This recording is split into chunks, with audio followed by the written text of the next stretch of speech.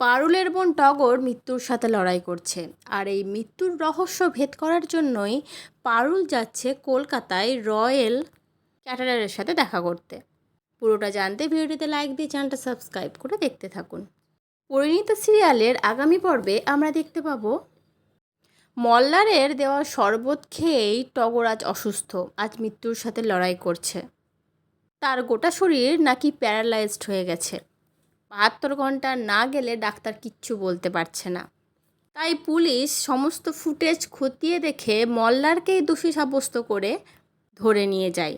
এবার মল্লারকে বাঁচানোর জন্য পারুল আর রায়ান উঠে পড়ে লাগে গোটা বসু পরিবার। পারুল ঘরে এসে সমস্তটা অভিনয় করে দেখায় যে টগরের সাথে কি হয়েছে, আর মল্লার কোন অবস্থা থেকে সেই শরবতের গ্লাসটা টগরকে খাইয়েছিল।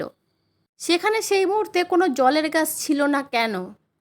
কেউ ইচ্ছাকৃত প্ল্যান করে টগরকে মারার চেষ্টা করেছিল, কিন্তু সে কে সেটা তো খুঁজে বার করতে হবে।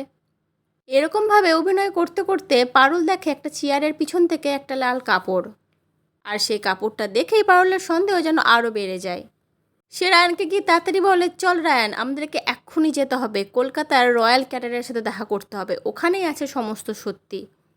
তারপরে রায়ান আর পারুল দুজনে একসাথে বেরিয়ে পড়ে কলকাতার রয়্যাল ক্যাটারারের উদ্দেশ্যে, আর তাদের পিছনে থাকে গোটা বসু পরিবার। রায়ান আর পারুল আজ পর্যন্ত যত কাছে দুজনে একসাথে করেছে সবটাতে সাকসেসফুল হয়েছে। এবার দেখার পালা মল্লারকে নির্দোষ প্রমাণ করতে আর টগরের দোষীকে খুঁজতে তারা কতটা সাকসেসফুল হবে।